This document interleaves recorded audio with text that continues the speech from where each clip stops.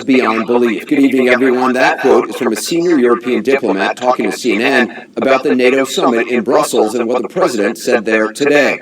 Now, this diplomat, we should point out, is not alone. The Western allies have been talking about it, the Russians have been talking about it, the world is, and tonight so will we. Yet, as shocking as it may be to our allies, as troubling as it is to some American lawmakers on both sides of the aisle, it should not be surprising whether voters at the time gave it much credence. What happened today in Brussels is what Donald J. Trump campaigned on. He said he was going to do this. It's the distilled essence of what he has believed, in fact, for years. The problem is the beliefs he campaigned on and tweeted about and stirred up crowds with on the stump, they do not happen to be based in fact. And the concern is he either does not know or does not care to know. Or worse, that he does know better but chooses instead to disregard the facts to make some larger point. Now, just to be clear, you can believe a 70-year-old military alliance against Soviet and now Russian expansion is a good idea or not. You can agree or disagree with the central premise of it, that an attack on one NATO country is an attack on all. You can take issue with any number of aspects of NATO, and later in the program we'll talk to someone who does just that. However, the president's main grievance, which he expressed today at a summit breakfast, simply is not factual. Many countries are not paying what they should, and frankly, many countries owe us a tremendous amount of money for many years back, where they're delinquent, as far as I'm concerned, because the United States has had to pay for them. The president's suggestion is that NATO is a dues-paying organization, that members chip into some pot for collective defense, that they don't pay their fair share, they haven't been for years, and they owe the U.S. money. Now, keep it honest, as you'll see, that is simply not the case. It's not the way it works. It's not even close. It is, however, the way President Trump believes it works, and he says so for years. Number one, NATO is obsolete. And number two, the people aren't paying their way. It's obsolete, and we pay too much money. NATO, we're going to have the people that aren't paying, they're going to start paying. It's obsolete. They were getting ripped in NATO. They don't pay their bills. They are delinquent. So, as you see, he campaigned on the notion. He was elected on it. He's tweeted about it throughout the presidency, including on the flight over, saying many countries in NATO, which we are expected to defend, are not only short of their current commitment of 2%, which is low, but are also delinquent for many years in payments that have not been made. Will they reimburse the U.S.? Now, keep it honest, there is nothing to reimburse beyond a token amount to keep the lights on in Brussels. Each member nation pays nothing for collective defense. Zero. Members have their own defense budgets and have agreed to spend 2% of GDP on defense by the year 2024. Now, as you can see from estimated 2018 numbers, some have already hit the target, some have not. And yes, the United States does spend far more than any other NATO country. And yes, past American presidents, including the most recent one, have criticized NATO members for not spending enough on defense. Past presidents have referred to burden sharing, even used words like contributing. They have not, however, said or suggested that other NATO countries owe the United States money, let alone back payments, which, again, these two countries do not. And other presidents have openly recognized that NATO member nations contribute to the forward bases that allow the U.S. to be a global military superpower. Also, that many sent soldiers who died for us in Afghanistan after 9/11 because the NATO treaty, Article 5, calls for just that.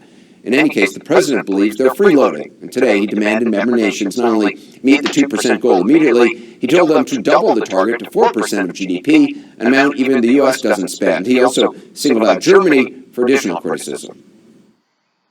But Germany, as far as I'm concerned, is captive to Russia because it's getting so much of its energy from Russia. We have to talk about the billions and billions of dollars that's being paid to the country that we're supposed to be protecting you against. The president expanded on that in a tweet, explicitly connecting or conflating the idea of defending Europe with getting paid. Quote, "What good is NATO," he writes, "if Germany is paying Russia billions of dollars for gas and energy? Why are there only 5 out of 29 countries that have met their commitment? The U.S. is paying for Europe's protection, then loses billions on trade, must pay 2% of GDP immediately, not by 2025. Again, this may be shocking to some or even to many. It's not, however, a surprise. The president campaigned on much of this. But now that he's acting on it, even some leading Republicans are speaking up, albeit in fairly gentle ways. Yesterday, 97 Senate Republicans, Democrats, and Independents passed a non-binding resolution in support of NATO, which for 7 decades hasn't been especially controversial. Today, the outgoing chairman of the Senate Foreign Relations Committee weighed in.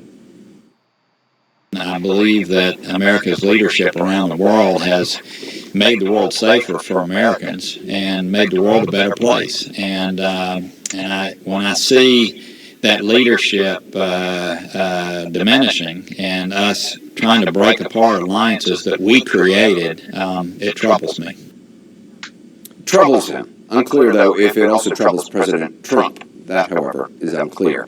The president's next stop is the UK tomorrow morning. British Prime Minister Theresa May tonight saying, and I'm quoting here, "There is no stronger alliance than that of our special relationship with the U.S."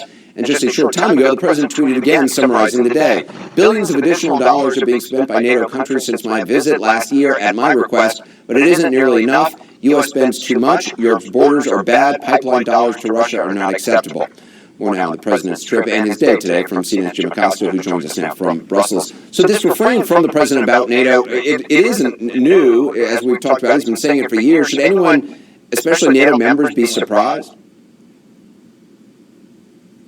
Well, Anderson, I think they are surprised to some extent, and they've been concerned about this for some time. This has been the fear. The president would come to NATO and bash longstanding U.S. allies right before meeting with Russian President Vladimir Putin. So that is a surprise that he would come out this hard, this heavy at this NATO summit right before meeting with Vladimir Putin. Anderson, the other thing that was a surprise to some of the members of NATO here in Brussels was this call from the president to boost defense spending among the NATO partners to 4% of GDP. They said, they have been saying, and you mentioned this just a few moments ago, that they wanted to get to 2% of their each member's GDP by 2024. 4% is obviously a pretty big load for some of these countries. It's been a burden that has been shouldered by the U.S. for some time. But Anderson, beyond that, what is a concern to diplomats in the European community, and I talked to some of them, some of our colleagues have been talking to them, is that the president seems to have a pattern, and that is he goes to summits, he goes to events around the world, and he bashes his allies in Europe and around the world and seems to be cozying up to dictators and undemocratic leaders like Vladimir Putin. That is a big concern to European leaders and other NATO members here, and that is surprising. Also, his comments about Germany basically being under the thumb of Russia are fascinating. I mean, it's so, for a president who's been accused of being under the thumb of Russia, for him to lob that specific criticism at Germany is, it's either brilliant or fascinating or disturbing, I guess, depending on how you look at it. Absolutely. It sounds like the president is engaging in whataboutism instead of responding to criticism that he's too cozy with Russian President Vladimir Putin. He is saying, well, what about Germany being dependent on Russian gas and fuel? The fact is, Anderson, and you know this, most people know this who have followed this, the Germans have been buying Russian fuel dating back to the early 2000s, predating Vladimir Putin's aggressive stance on the world stage. And so the president is bringing this up in sort of a misleading way. What we do know is that while the president brought this accusation up in front of the NATO Secretary General earlier today, saying that Germany was somehow being held captive by Russia, he did not say this publicly in front of the cameras when he was sitting alongside Angela Merkel, the German chancellor. He didn't say it alongside the French President Emmanuel Macron. This topic was brought up with both of those leaders when the president was sitting down with both of those leaders, and he declined to really engage with those leaders on that particular issue. So the president seems to want to throw his weight around on the world stage and engage in some pretty fiery rhetoric, but when he had a chance to do it in front of those two world leaders, he didn't choose to do so. So, Anderson, I think the question that a lot of European leaders, a lot of U.S. allies are leaving the summit with is how serious the president is about this bluster, but it does make them concerned about the mindset he is taking into that meeting with the Russian President Vladimir Putin, because there are so many very big, important issues on the line when he meets with Vladimir Putin coming up in Finland on Monday. Anderson. Yeah, it's fascinating to see a world leader be, tough everywhere except when they're face to face with the actual person that they are being critical of. It's an interesting strategy. Jim Acosta, I appreciate it. Thanks very much. Obviously, the president goes to London. Will be in London tomorrow. Joining us now is author and retired Army Lieutenant Colonel Ralph Peters. Lieutenant Colonel Peters, first of all, the president's claims about payments to NATO, what do you think it is? A willful mischaracterization, a gross misunderstanding of how it actually works? What is it? Well, I think in the beginning it was a misunderstanding that he jumped on, But now it's a technique to throw red meat to his base. Trump thrives on disruption. And the irony, Anderson, is although we pay over 3% of our GDP, about 3.2 to 3.3% for defense, if you broke it out, given our commitments around the world, far less than 2% goes to NATO, is in support of NATO. We're in the Pacific, we're in the war against terror, we're in space. So on so many levels, the claim is false. But beyond the sound and fury, what matters is that NATO is a bargain for the United States. It's cheaper than war, and it is the most successful peacetime alliance in history. It has made allies of European states that fought each other for centuries, right up to 1945.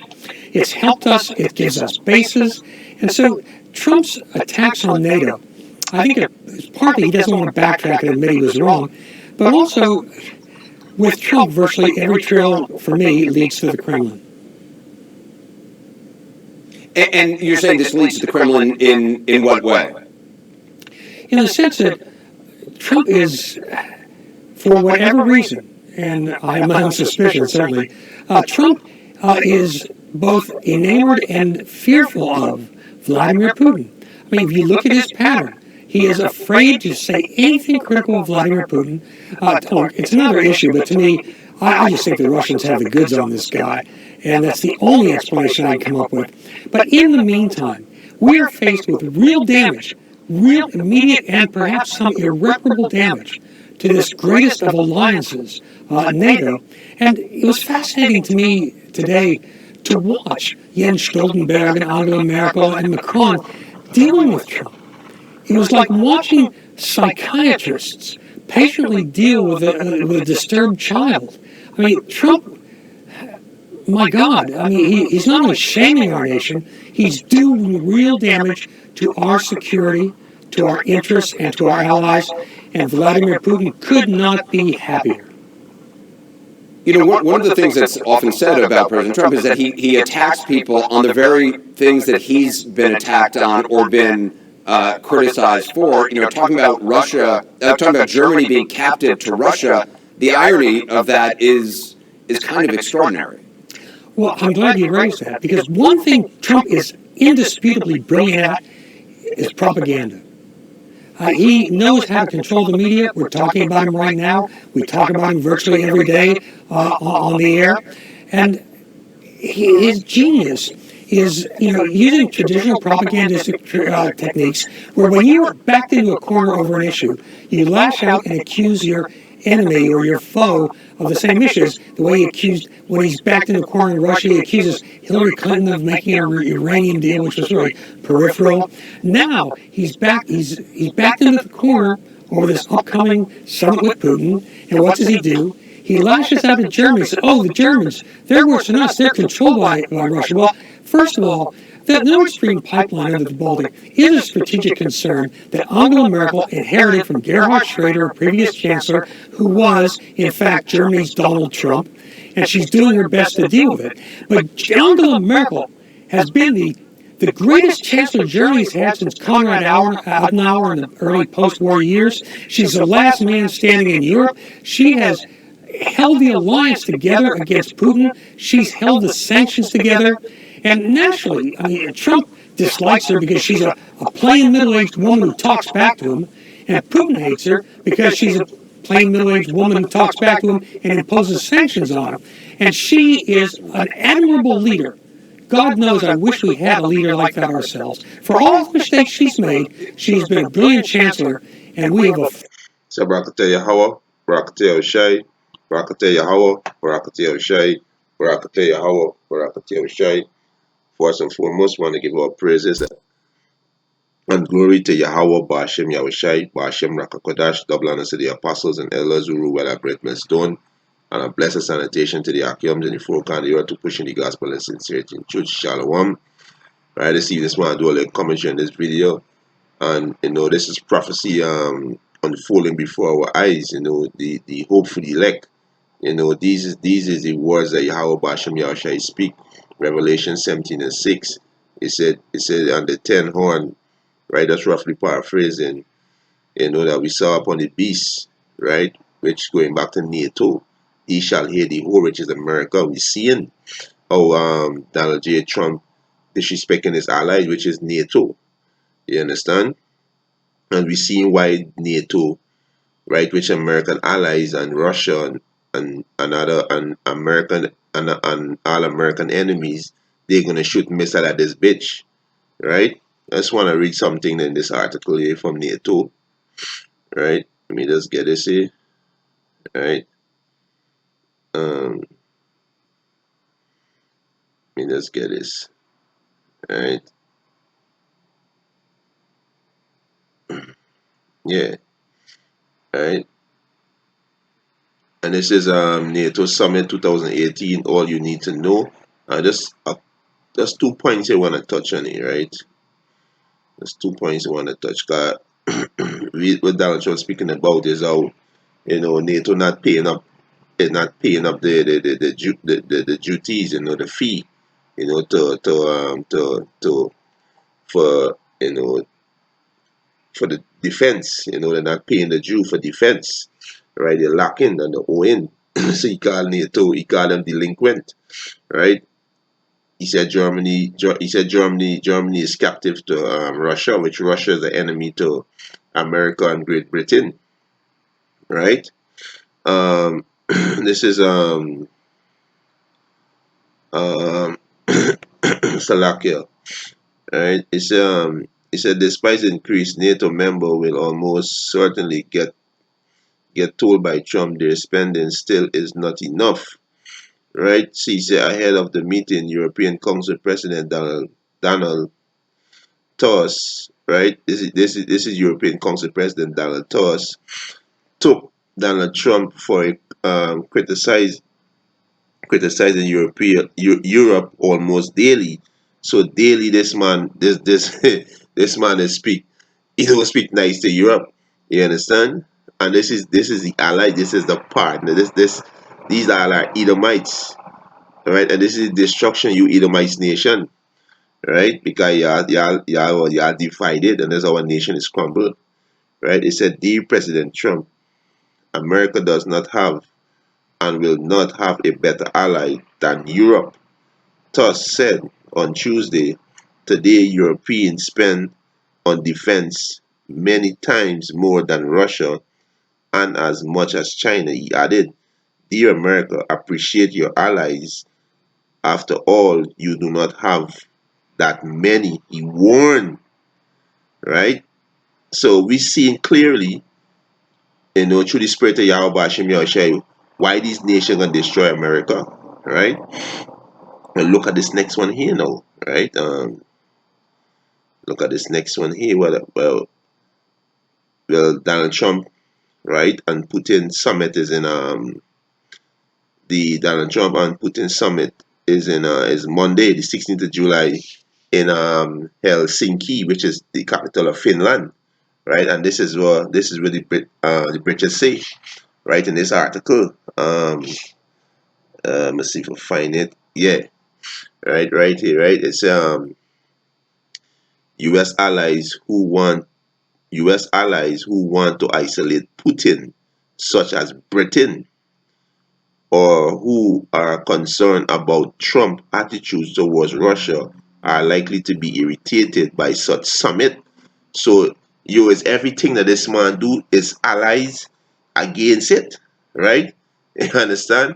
And this is beautiful because this is right. This is beautiful because this is what the scriptures talk about, right? Let me get some. Let me get some scriptures there, right? Let me get Mark, right? Because you devils gonna be destroyed, right? Mark 3, right? Salakia, right? You devils gonna be destroyed, right? Listen, Salakia. This is Mark chapter 3, verse 24. He said, "And if a kingdom be divided against itself," right? You European nation, America, the so-called American, you so-called white people, y'all are a nation, right? Y'all are a kingdom. This is your kingdom, right? This is your rulership, Job 9:24. The earth is given into the hand of the wicked, right? It says, why think you are together as allies, right? And if a kingdom be divided against itself, that kingdom cannot stand. That's why your kingdom crumbling, right? You so-called white people gonna be destroyed. Your kingdom gonna be destroyed. You so-called white people going into slavery, right? Thus said the Lord. Thus said the Bible, right? Um, Revelation 13:10, right? He that lead into captivity shall go into captivity. He that killed with the sword must be killed with the sword, right? 4:25. And if a house be divided against itself, that house cannot stand. You understand? And the house, you so-called white people house divided. Because here goes this big proud bully Donald Trump. You know, he disrespecting his allies, disrespecting his own people, the own people of his nation, right? You understand? So they can't stand. The house is you so-called white people, y'all cannot stand because y'all divided, y'all gonna fall, right? And if Satan rise up against himself, which is with you so-called white people is Satan, the word Satan means adversary. You are adversary to the Most High Yahweh Bashem Yahushai, who the one going to God of Jesus. Y'all are adversary because y'all change all the Heavenly Father's law. Y'all give homosexual rights, pedophile rights, lesbian rights. Y'all give woman rights over men. These are the things that the Most High against, right? Y'all worship idols, set up idols and all over the land. These are the things that the Most High hate. So you are Satan, which means adversary, right? And many other things that you do, you so-called white people are the devil, right? You will never be deceiver. And if Satan rise up against himself, and as we see the so-called white people rising up against the self, they have no unity among the self, right? And be divided, he cannot stand. But at an end, yeah, your end is at hand. You so-called white people are going to be destroyed, right? Your end is at hand, right? Let me get Obadiah, right? Obadiah, and these European nation, you know, they have a they hate they hate this Donald J. Trump, right? This is Obadiah 1:1. He said, "A vision of Obadiah. Thus said the Lord, power concerning Edom, you so-called white people. You are Edomites. This is a biblical nationality, right? We have here a rumors from the Lord Yahweh, and and an ambassador is sent among the heathens. Arise ye, and let us rise up against her in battle." That's why you see Iran, and it's Iran, North Korea, China, India, you know, these nations rising up against America, right? Because you're gonna be destroyed, right? It's your time to go down. And the Hebrew Israelite time, we gonna rule. We're gonna rule the entire planet Earth forever, right? For us to behold, I have made thee small among the heathen, thou art greatly despised. So you so-called American, you white people are greatly despised. And now you niggas wanna hold on to America and wanna be a part of the American dream, you're gonna be born in the fire when these nations shoot missile at America, when these nations invade America, right? Thus said the scripture, this is prophecy, right? You understand? They are greatly despised among all the own people, the own allies, right? Thy pride of thine heart hath deceived thee because they're proud, you know, proud. You understand? Especially Donald Trump, you know, he's Mr. Proud. America, they have the pride that no nation can do them, bring them down, and nobody can defeat them, right? Which is Yahweh Bashem Yahushua give you devil this power. Don't forget you nigger. Talk to you so-called white people, you nigger, you Esau, you beg and cry to your father, which was Isaac, for the blessing that you have now.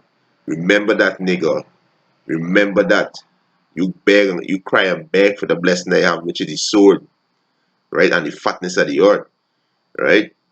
And the Heavenly Father gonna destroy you because you feel that you earn it by yourself, right? He's gonna destroy you before for destroying the earth, putting your hand on the Hebrew Israelite, and all the wickedness that you done in the earth, right? You gotta pay for all of that. right? He said, the pride of thy heart has deceived thee, thou that dwellest in the cliff of the rock. Who's the cliff of the rock? Caucasian. Caucasian mean what? Cliff dweller or rock dweller, right? He said, whose habitation is high? Yeah, you're on high, right? All power was given to you, you're on high.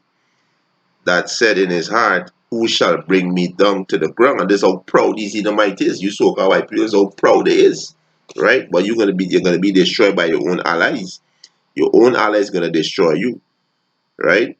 He said, though thou exalt thyself as the eagle, which is America, this is the symbol, the eagle. He said, and though thou set thy nest among the stars, hence will I bring thee down, said the Lord Yahweh Bashem Yahushai. And that's why they're talking about space, building a military space program, right? I just want to jump to verse 7, right? It said, all the men of thy confederacy, NATO, have brought thee even to the border, the men that were at peace with thee, NATO, your ally, your European allies, all your NATO's friends, right, have deceived thee. They deceive you, right, which is America to deceive you, and prevail against thee. They have, he said, they that eat thy bread have laid a wound under thee. There is none understanding him. So America gonna be destroyed, right? America gonna be destroyed. This is prophecy, right? This is prophecy, and this is beautiful. Our praises to Yahweh Hashem Yahushai. You know, these prophecy showing clear as day to the hopefully elect, right? Which is you so-called Negroes, Latinos, and Native American Indian, 144,000 and 1 men, women, and children, right? This Revelation 17 and 16, and the 10 horn, which thou sawest upon the beast. The 10 horn is going into the NATO allies, which is 29 29 members. Country right now is 29, right? These are the NATO allies, right? NATO is the beast, which is a military power, right? It's in the 10 horns which thou sawest upon the beast, these shall hate the whole. America's the O. You understand? She's the biggest hoe on the planet. You understand? It said, and shall make her desolate and naked. How they gonna make she desolate and naked? With the ICBM missile, and shall eat her flesh and burn her with fire. So your allies, right, gonna destroy you, right? You know, we give our praises to Yahweh Hashem Yahushua to putting Donald Trump in power, because Donald Trump is who gonna bring you Edomites down, you know, who gonna make you Edomites go to war, and y'all gonna go to war, y'all gonna be destroyed, and our Lord and Savior Yahushua gonna return and destroy all these military, right, which is in 2nd Ezra chapter 13, right? All these military gonna be destroyed, and you Edomites prepare for slavery, right? Prepare for slavery. You Edomites prepare for slavery, and you heathen nation, right? Prepare for slavery, right? Revelation 13 and 10, right? And with that, hope this lesson was edifying. I want to give our praises and honor and glory to Yahweh, Ba'ashem Yahushai, Ba'ashem Rakakodash. Double honors to the apostles and elders who rule well at breaking stone, and a blessed sanitation to the Akiums and the folk and the earth to pushing the gospel and sincerity and truth. Shalom.